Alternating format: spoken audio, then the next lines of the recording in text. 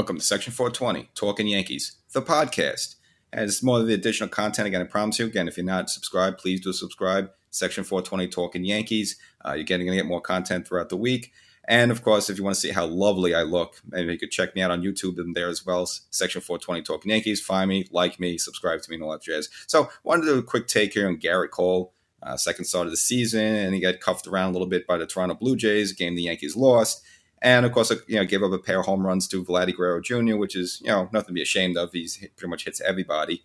And again, one of those home runs barely just went over the center field wall, kind of hit off Hicks' glove in center and kind of hit the cement, I guess, right behind the wall. And I guess the rules of Yankee Stadium is if it hits that, it's counted as a home run. So they reviewed it and then credited, Guerrero Jr. with the home run. But again, it's with Gerrit Cole. And, I had my friend John McLaughlin. He was on the show last year. I mean, he's that guy. He has a long beard. He kind of travels, pretty much gone to almost every stadium out there and in all sports too. He's just a big sports fan.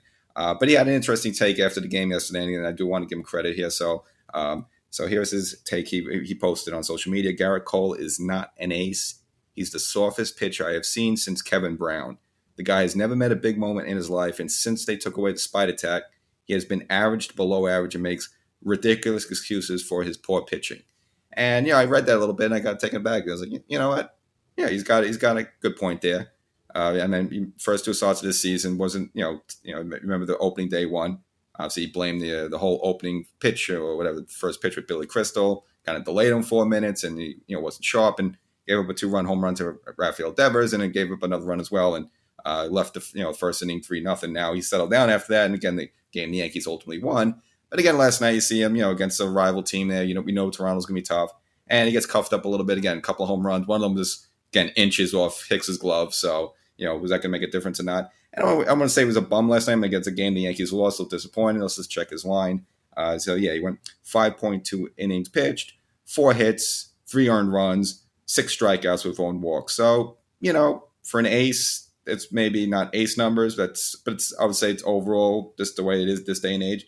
It's a decent start, and it's a game probably. Again, the Yankee bullpen got smacked around a little bit, which hasn't been the case for the most part, so we weren't expecting that. So more often that's a game you should win. But again, 2 starts by Cole this season, so far this season hasn't been that great. He has been smacked around a little bit.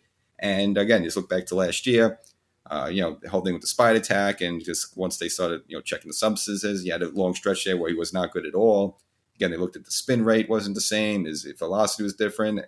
And, people say scratching the head a little bit. Now, he did have some dominating performances after, mainly that complete game shutout down in Houston.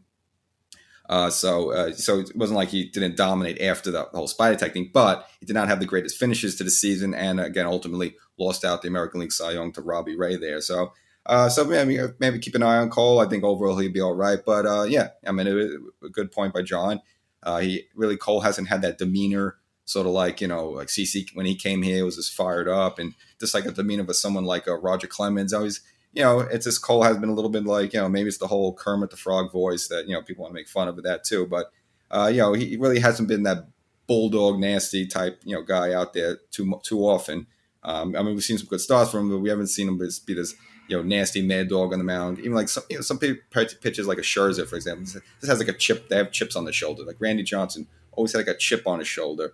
And you just don't really see that the same way with Gerrit Cole. And again, we see him just so far this season, hasn't turned in an ace performance yet. So I wouldn't be concerned with it, but it is a good take that, again, he can toughen it up a little bit. And again, he did get smacked around a little bit also. I remember that the one game playoffs, against the Red Sox, he didn't get destroyed, but again, it would have been nice for him to go out there, throw 7 innings with just maybe 1-run ball and say, come on, guys, get on my back.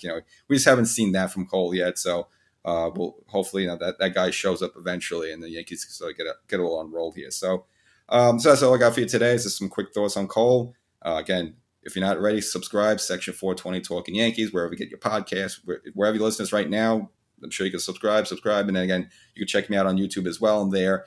Check out the Facebook page. Just go to Section 420 Talkin Yankees right there. Hit that also on Instagram, all over social media. And again, on public access TV if you happen to be in the Bronx, Brooklyn, or on Long Island. So that's all I got for you. So thank you for watching this Yankee game. This is Bob Shepard signing off.